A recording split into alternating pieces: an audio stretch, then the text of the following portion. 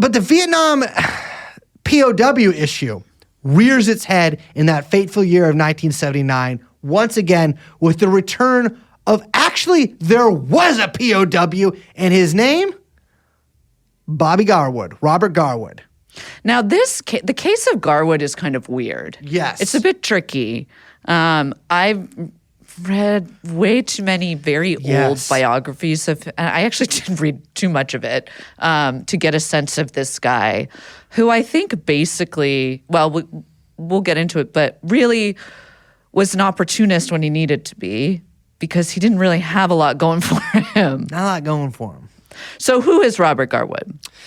So he was a POW who got captured, I think, in 1965. Somewhere around then. Was not an airman. I believe he was just driving his Jeep, cruising around, and got black bagged by a few guys and taken off.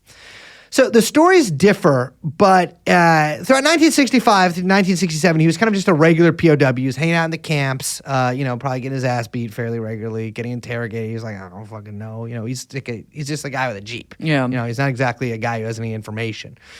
But in 1967, the story goes that the Hanoi government offered him release, but he elected to stay. So other stories say, and I'm kind of inclined to believe them, is that and we know this from there are many accounts of the way that POWs were treated in Vietnamese prisons. I gotta say, I'm on the Vietnamese side, obviously, but it was not a pleasant experience for these POWs. And like many interrogators, the Vietnamese would sometimes offer a little bit of honey to go with the I don't know, what's the opposite of honey? Salt? The salt? No. Is it? People like salt. Vinegar. Vinegar. You, I like vinegar too, frankly. What don't I like? Olives.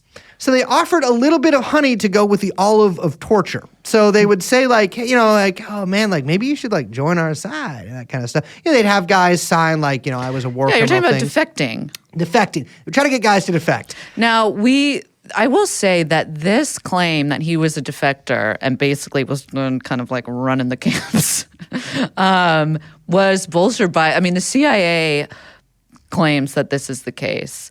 And they don't name Garwood by outright, but it's very clearly about Garwood. Yeah. And they're also saying that this was kind of backed up by testimony they had from other POWs that were that guy switched sides, and then he was the one who was kind of policing the camp. Yeah. And he became this very famous American.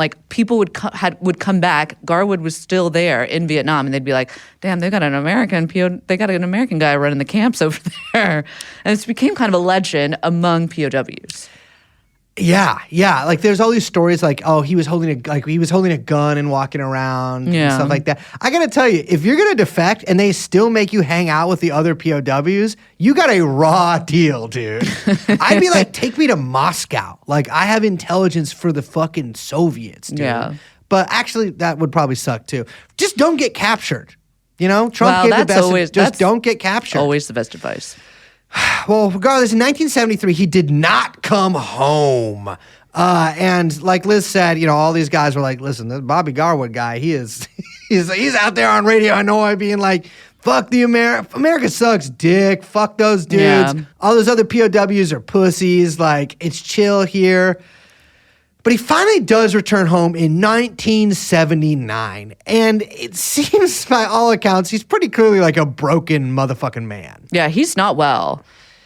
But he does something rather intelligent.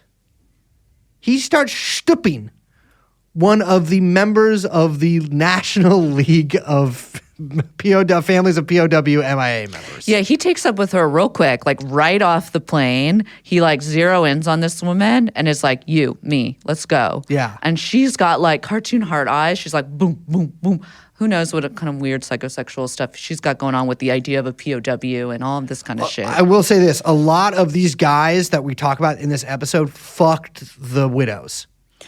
That's not exactly a Jody situation. Not so a Jody. What is that? Dude, what is a Jody? No. Jodies are our heroes. What would that be? I don't know. It needs a name. A pody? A pody? Well, POWD? What is that? You know what? It's just a squirrel trying to get a nut. Oh, right. Well, I hate that. I hate that metaphor.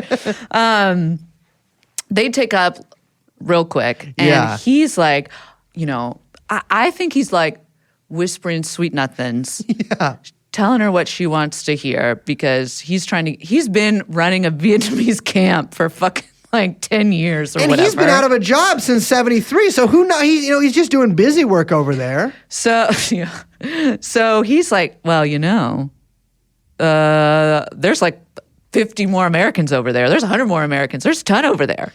You can just imagine him sitting at her house, and he's just like so desperately trying to get laid. Yeah. And it's just like, oh, you're so fucking fine.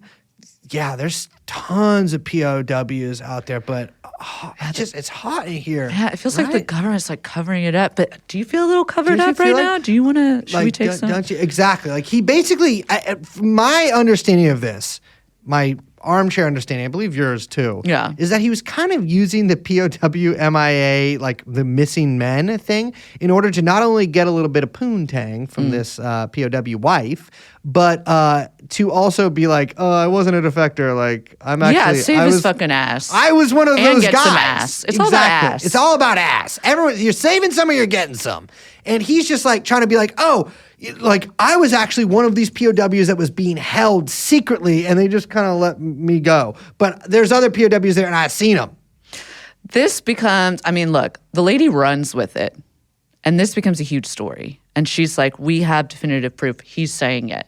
There are hundreds, if not thousands, of men, American men, our boys, chained up to in those bamboo cages somewhere in Laos, and the government is covering it up. They're not telling us. And you know what?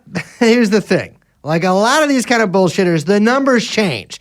Garwood says like, oh, I've seen like a dozen. And then he's like really trying to get laid. So he's like, I've actually seen 50 POWs at a camp once. And then by like the 90s, he's saying like he's seen hundreds. Yeah.